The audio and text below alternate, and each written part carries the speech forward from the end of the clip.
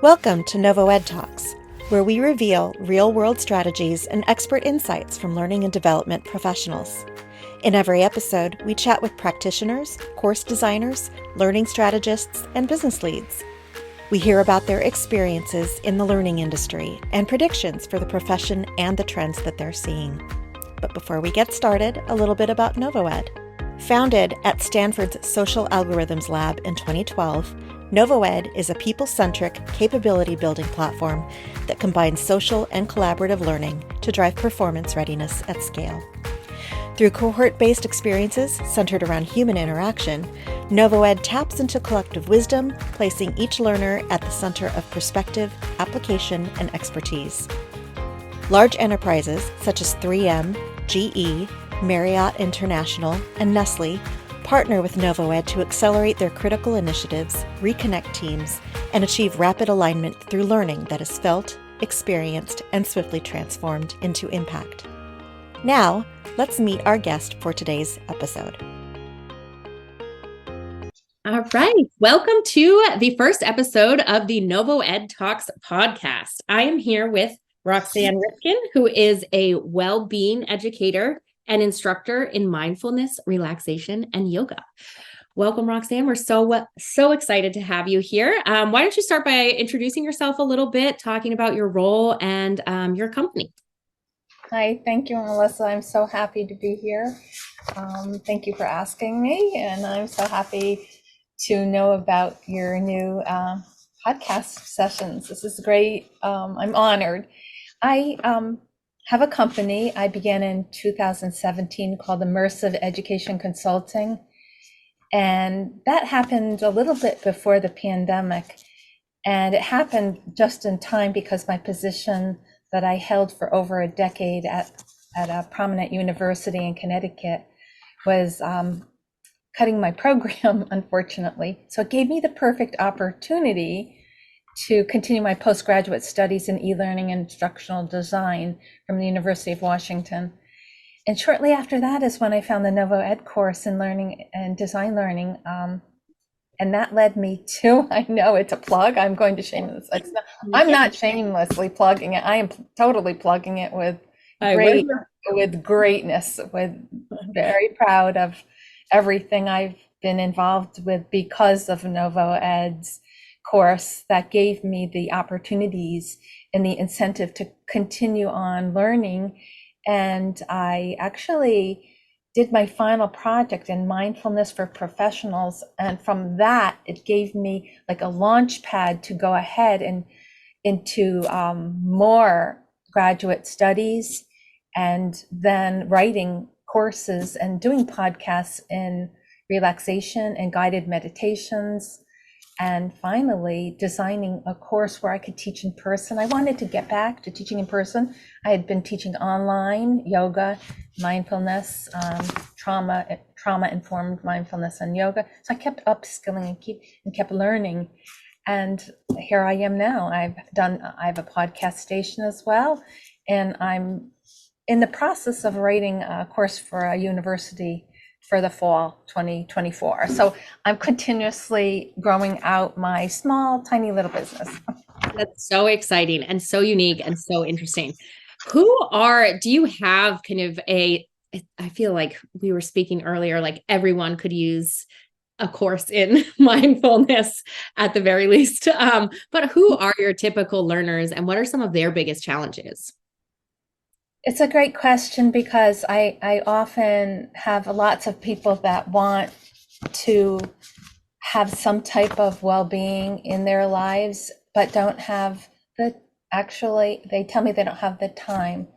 So from that, I'll jump into, I have had in the past mainly students at the either elementary or high school or college level, but now it's a senior population that I have now.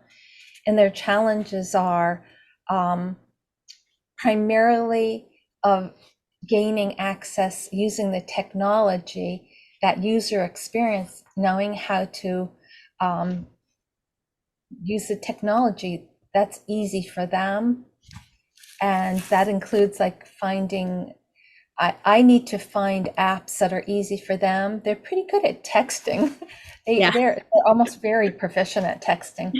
Some of them don't like to use email. So it's really fine tuning what's accessible for them and what's going to create an easy access, an easy entry point for them to join any of the sessions. Like any of the sessions I offered can be taken individually, or they can take the course that I've written. So there is an entry point at any time for the students or the adults, the senior populations, to experience a session in well-being. Yeah, that's so it sounds like, so it sounds like technology is kind of like the biggest challenge, not only for your users, but also for you, in that like you've got to figure out like which technologies are the best way to kind of communicate with them or approach them and like teach them. It definitely is, because some of them have, well, mostly all of them have phones. Yeah. And a lot of them want to hear, so they may have hearing loss due to their age, or they may have mobility issues. So I'm always thinking of a universal design perspective. When I design the courses, I have iterative design methodologies in mind, thinking that can I add an audio podcast? Will that benefit the students? Can I add a video? Can I give them some documentation, some resources? So I'm always thinking about what their needs are and how I could listen for their feedback. I continuously ask for feedback, and that's just part of the instructional designer in me wanting to improve every session I have. So I'll do this little mini evaluation in my mind after each session of how could that have been better? Could that have been improved in any way? Without giving my people, I'm not going to continuously give them feedback forms to fill out, but I believe in a beginning and probably a middle, and I'm coming to the end of this session that I'm just finishing up teaching. So I'll give them a course feedback. And I also got that from NovoEd in my instructional design courses. Feedback is critical, and having that social component, having people together is a different experience. A lot of the people want to be physically together in the same room. Yet I do have some seniors that love the online experience. Yeah. Now, do you think that on like that, especially those seniors loving this like online experience, do you think that's kind of changed specifically like over the past like few years, like post-COVID, with the rise of kind of more remote work, more virtual collaboration? Have you seen that change like specifically and shift from that? And like, do you think that's made them a little bit more equipped and skilled, like with the skill set of using some of these technologies? I think it has, because it almost forced people to learn how to use different applications. I'm just going to use Zoom because we're on it. Yeah. I brought Zoom actually to my university. I was the first one who used Zoom at Fairfield University. I can proudly say that. And they are, and to my knowledge, they're still using it. But yeah, a lot of people have used Google Meet, different video, FaceTime. So it's really by just what had happened because of the pandemic, forced people to use technology and to learn it, whether they liked it or not. And some of them didn't mind learning, and some of them struggled. Yeah. And some of them were young seniors, like 55 years old. The young seniors struggled, and some of the older seniors didn't. So the age wasn't necessarily a factor. Some of my younger students that I had wanted to be in person, and they didn't want to use the technology. Sure. So it's still evolving. Now, how do you see that? Yeah. Sorry. Didn't mean to cut you off there, but how do you like in this kind of, because I guess you don't necessarily, you're working with students of kind of like all ages in all different like types of professions. Is that correct? Like just kind of like across the board. Right now, I'm designing for the over 55 population. Yep. And my course that I just submitted to the University of Connecticut is for lifelong learning, which is the senior population. So I'm kind of moving into a different age category.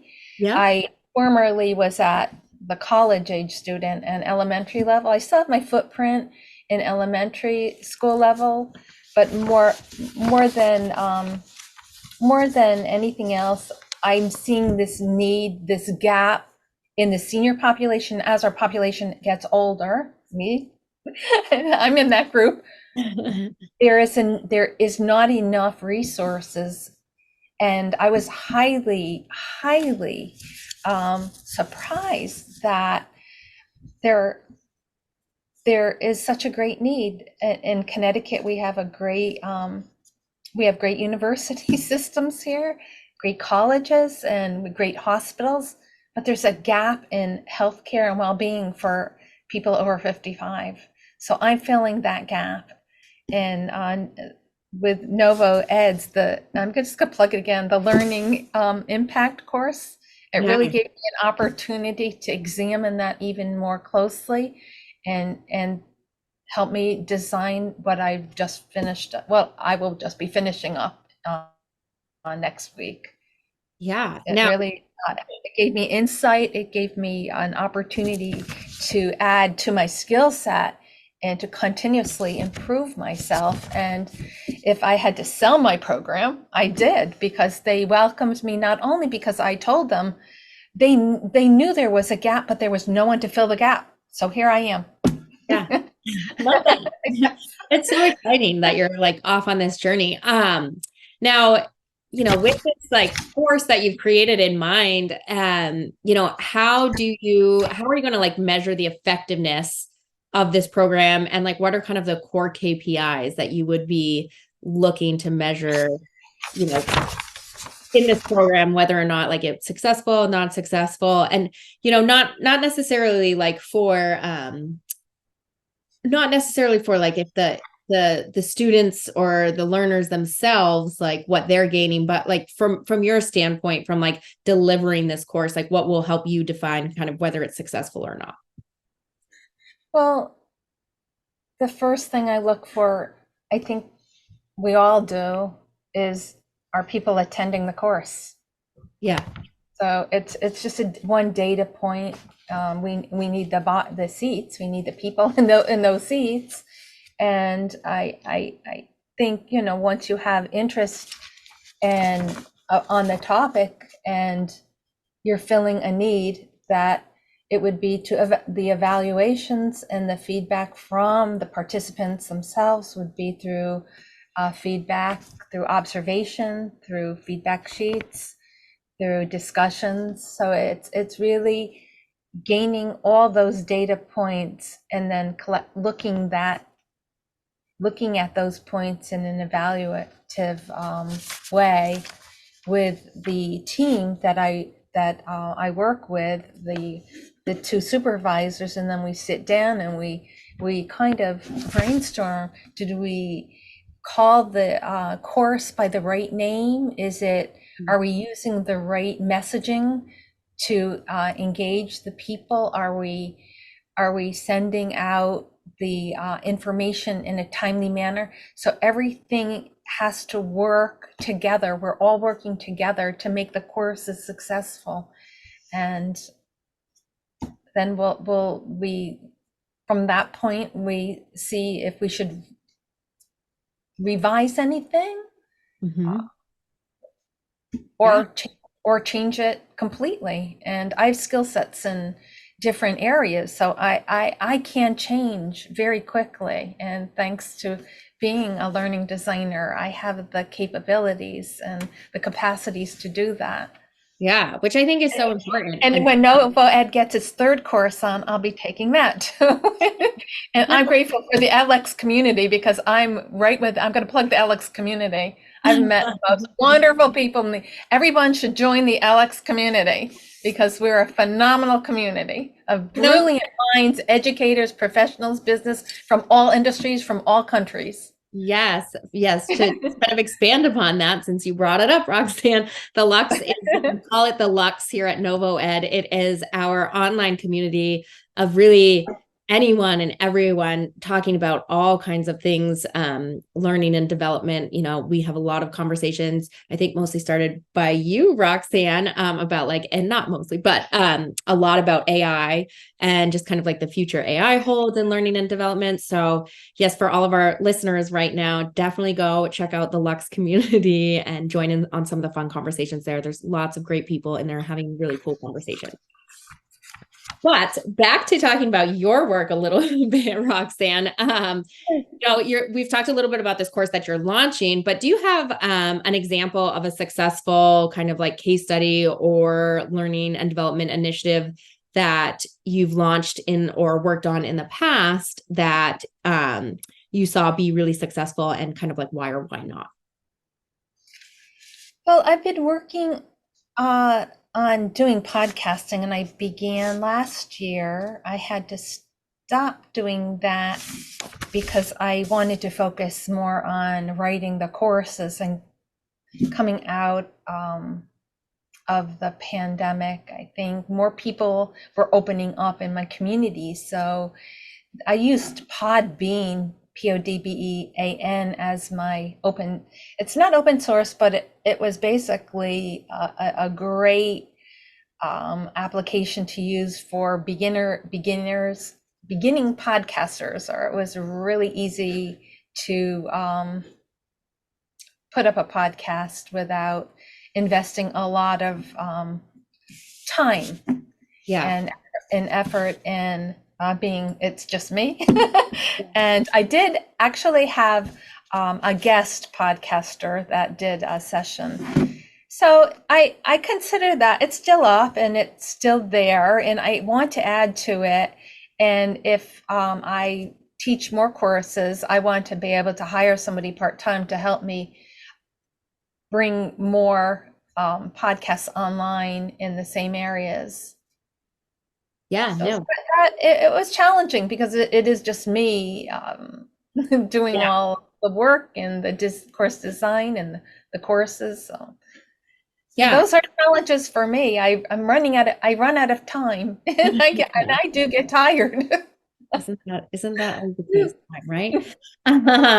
You've talked a little bit about, you just mentioned Podbean, which was a technology tool you were using, but what role does technology play in kind of some of your courses? You mentioned you leveraged texting even, but what other technology tools do you use other than podcasting, texting, to kind of deliver your whole course packages? It's a really favorite question of mine, being that I'm in educational technology. That's what I was hired to do at the university. I brought to them, and I bring to my students, apps, because there are so many mindfulness apps and relaxation apps.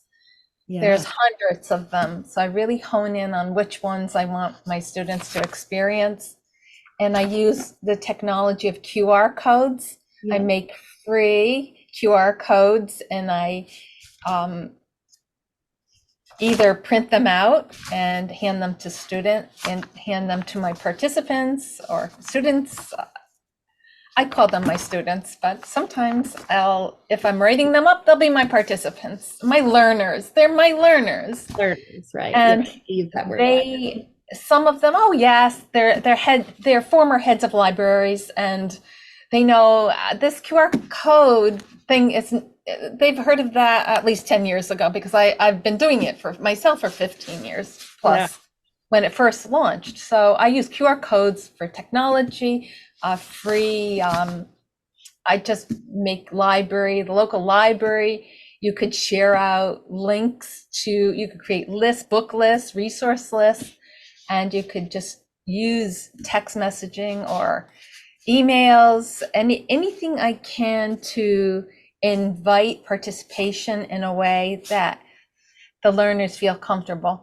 And I want to offer it in a multimodal. Either I'll give them a podcast to listen to, a video to watch, a YouTube. I'll create a local 10 list so they can go to the library, so they can access their learning in the most comfortable way that they want to. That's great. That's great.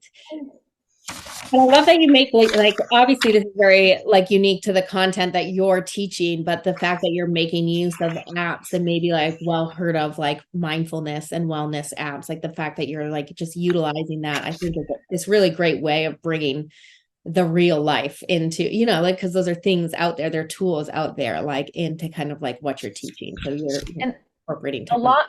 lot, can I add one more thing? Yeah, please. The apps that I use, some of them are paid, but there are also many free apps. Like UCLA has a fantastic app that's free. Really? Yeah. And in mindfulness, Diane Winston does a lot of her podcasting there. Ellen Langer is a 76-year-old first woman professor at Harvard who just wrote another book. So I use book resources as well. So mindfulness doesn't always have to be, okay, you're going to sit and meditate. She does mindfulness without meditation. So I bring a lot of innovation from the latest apps that are available to the most recent science-based, evidence-based research in the field. So whoever's attending my class isn't getting research necessarily that's 50 years old. They're getting it from like last week. But Yeah. some of the studies that Ellen Langer did, she's been in the field for 40 years, are timeless. Yeah. That's And great. some of them are so meaningful that she at 76 has just launched her new book a couple weeks ago. That's amazing. And she also linked, I'm a friend of hers, recent friend of hers on LinkedIn. So I'm just so like honored. So I'm meeting people in a social experience like we are meeting. Yeah. So I'm trying to also be that role model for the senior population that this learning is lifelong. Yes. You Yeah. don't have to stop or be, I guess, not, you can gain confidence. You don't have to lose confidence, even though maybe Zoom became hard for you, or it needed an update, or your computer needed, you needed to buy. My partner, my Zumba partner, she needed a new computer and waited basically until her computer was giving her major issues. It's okay. Yeah. Frustration is a part of learning. We push through that and we'll get to the next part. But the social part of learning keeps us all together, keeps us connected. Yeah. Even if sometimes we're at the edges of that learning, I have resources at the edges that I can get to if I need to. My older son is in computer security. So I will ask him things if I'm concerned, if somebody in my learner community has a question. But I think I went off on a tangent. Oh, I love it. And I think our listeners will enjoy that too. As you've obviously been in, you've evolved yourself as an instructor and you're always learning, which I think is so inspirational. But, in your years, especially over the past 5 years, like what are some key takeaways you've seen with as like kind of learning and development, and very rapidly in the past 5 years has evolved? I think the online community has evolved. I think the open source continues to evolve. It seems slower in higher ed. The adoption of online is getting better. That was facilitated by the pandemic. It's almost as if that's where we could identify where some major shifts have been in how we're accessing information. And then sometimes I'm thinking about how some people think it has limited us, and being that some of the applications, I don't know, that we hear about in the news aren't favorable for young women in really can be used for types of bullying and, not really helpful things. But on the other hand, we have artificial intelligence, which is a year old now, which has really taken over a lot of attention, not only by the media, but in education. And the EU, I believe, is in the news for wanting to regulate AI in 2025. But things like that have been incredibly interesting to listen to. And everything's just continuing to evolve. And I think the world is a greater place because we have the ability to communicate around the globe. And I just want to, I'm not a toxic positive person because that it can happen. Like, Yeah. I don't live in that world. I live in the real world. Although sometimes I love being in the metaverse. I do think I hope for humanity, human learning, to be at the front of what we do with artificial intelligence. I do think that will be at some point in the near future, that we don't have to consciously think, oh my gosh, is this AI that's doing this? That, I think that will disappear in the future. Yeah. I don't think we will have to consciously be worried about AI like we are now, because it's going out of baby stage, out of diapers into toddlerhood. And as education, there's a school in Austin, Texas, that I think I just saw on X today. I use X and LinkedIn a lot. It's a private school in Texas that's using AI for instructional purposes for their, I think, middle school. Wow. And for their core curriculum, it will be taught by AI tutors, and it will reduce instructional time almost in half. Wow. Now, speaking of that, we're really in the AI generation will really evolve what we do as learning designers. I think and lawyers, there was a Bloomberg article I put in the Alex community, that lawyers are also buying AI and developing their own GPTs for the legal profession, professions that we probably don't think about every day if we're not in that profession, but it goes across industry. And I think every industry will be touched by AI in some way. Yeah, no, I believe so too. Other than AI, are there other trends or emerging technologies that you believe are going to shape the way kind of like organizations invest in their employees' growth or learning and development? I saw the infographic that was posted in the Lux community. Yep. And I was curious about a lot of onboarding is still not at a higher level that businesses would like it to be.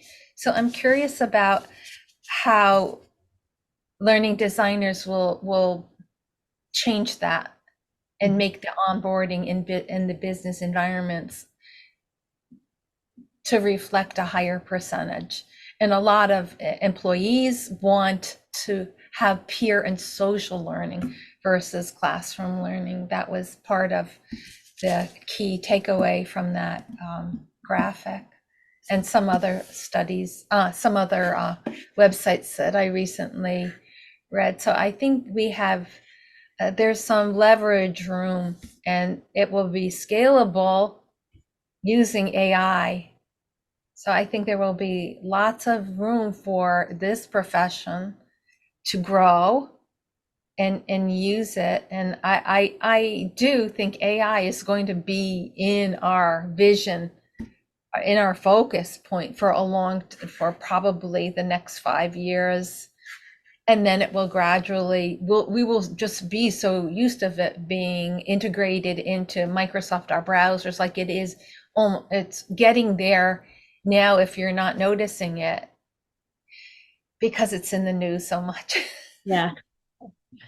Like anything else, like the internet, when it first came out, even the most brilliant minds were not too sure about that. We're very worried about it. And some even said it wouldn't work. And these were brilliant minds. And then we don't think about the internet when we just take out our phones or take out our laptop. We're not thinking about the technology. We're using it. Yeah. Or even We're like credit card. we're information. Yeah, we're information. Humans are information. We're seeking information. We are learners. We're lifelong learners. Yeah. And one of my great friends I met online, Brent A. Anders at the University of America in Armenia, his quote always is in my mind. Learning is for life, and that's how he ends all his podcasts. Learning is for life. So whether you're in preschool or if you're at a senior center, your capacity for learning doesn't stop once you're out of college, or if you're in a business environment. That curiosity and that motivation, and we're social. So the platform of NovoEd, when I first was involved with NovoEd, that social, that group experience, that team experience, that connectivity of us, I think needs to continue forever. Yeah, no, Even with AI, we still are in charge. Yes, no, I think that's a great way to put it too. Well, my last question was going to be kind of as a fun send-off. What advice would you give those just stepping into a potential leadership role in a learning and development environment? I think what you just said is great, but would you like to expand upon that? Like, I think the learning for life thing, I think that's good for everyone and anyone, and especially those in a leadership role could definitely keep that in mind, that, just because you're in a leadership role now, it doesn't stop. You have to keep learning. But do you have anything that, you would add to that, or any other advice that you'd like to share? Take care of yourself, well-being. When you're taking care of yourself, that and cultivating your own self-compassion, that can only help you look at other people's perspectives and help give you motivation to create the best learning environments that you can, and living environments for their professional and their personal life. Sometimes kind of blend into one another now. Yeah, no, that's great. I love that. Well, thank you so much, Roxann, for being on our NovoEDTalks podcast today. It's been such a pleasure having you, and hopefully, we'll get to maybe chat with you again, or see you again in the Lux. I'm sure we will. Yeah. But thank you so much, and have a wonderful day. Thank you. Thank you so much.